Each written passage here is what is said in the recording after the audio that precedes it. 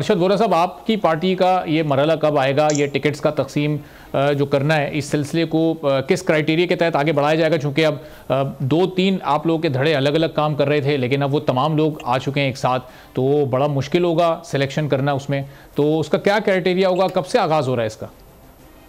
बिस्मिल्लाहिर्रहमानिर्रहीम। देखिए अरबाब, जैसा कि अभी आपने कहा कि 2-3 धड़े जो है वो एक हो गए, तो एक्चुअली आप खुद ही कह रहे हैं कि 2-3 धड़े थे, और ये जाहिर सी बात है, originally everybody used to be from the same party, तो हमारे लिए कोई इशू नहीं है कि किसको टिकट मिल रहा है और किसको नहीं मिल रहा है। और हम तो इलेक्शन प्रोसेस में बहुत पहले आ गए थे, और हमने तो जो है अपने 2-3 हलकों के लिए जो है एनए के उम्मीदवार और 2 हलकों के लिए पीएस के उम्मीदवार भी नामजद कर दिए थे।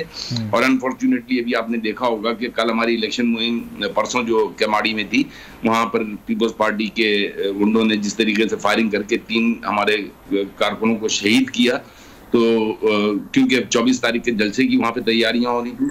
ये तमाम चीजें अपार्ट फ्रॉम दैट, देखें हम अपार्ट फ्रॉम दैट, आप सुन रहे हैं मुझे? जी जी जी जी वोरा साहब, आपकी आवाज आ रही है, अपनी बात आप जारी रखें।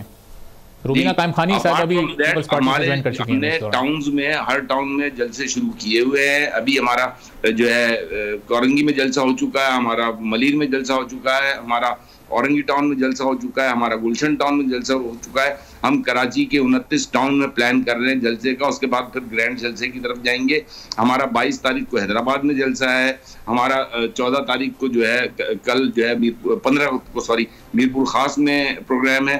तो we are already in the election mode, और हम लोग काम कर रहे हैं। हमारे कारकुन पहले से तैयार हैं, और डोर टू डोर विजिट्स भी हो रहे हैं। टिकट्स का there is no issue at all. Tickets का वो भी बहुत जल्द फैसला कर लेगी पार्टी। तो वोरा साहब, ये पूरे कराची में आप जलसे तो कर रहे हैं, इलेक्शन कैंपेन में भी जा रहे हैं, टिकट्स भी देने जा रहे हैं, लेकिन कराची की तमाम सीट से तो आप इलेक्शन लड़ने नहीं जा रहे। ये तो बात कंफर्म है, क्योंकि एमक्यूएम का जो इत्तेहाद हुआ है, जो सीट एडजस्टमेंट हुई है नून लीग के साथ, तो जाहिर है 2-3 या 1-2 नशस्तों पर आपको अगर इनको फेवर देना है, तो वहां पर फिर आपका कैंडिडेट तो विदड्रॉ हो जाएगा। इसका मतलब कराची की तमाम नशस्तों से एमक्यूएम पाकिस्तान इलेक्शन लड़ने नहीं जा रही। देखिए बात यह है कि ये तो अभी एक प्रोसेस है ना। हमारा पीएमएलएन के साथ जो डिस्कशन हो रहा है, डेफिनेटली कुछ ना कुछ गिव एंड टेक होगा, और जो होगा तो वो सामने आ जाएगा।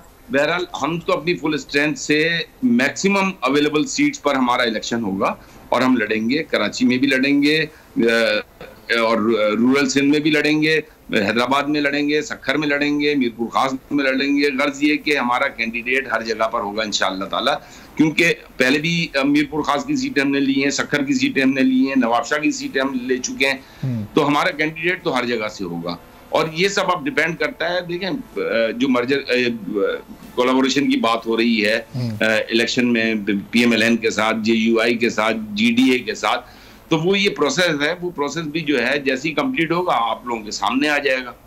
ठीक है, चलें अब देखते हैं कि ये आप लोग मिलकर सिंध में कितना टफ टाइम दे पाते हैं पीपल्स पार्टी को। सब्सक्राइब करें और बेल दबाएं ताकि कोई खबर रह न जाए।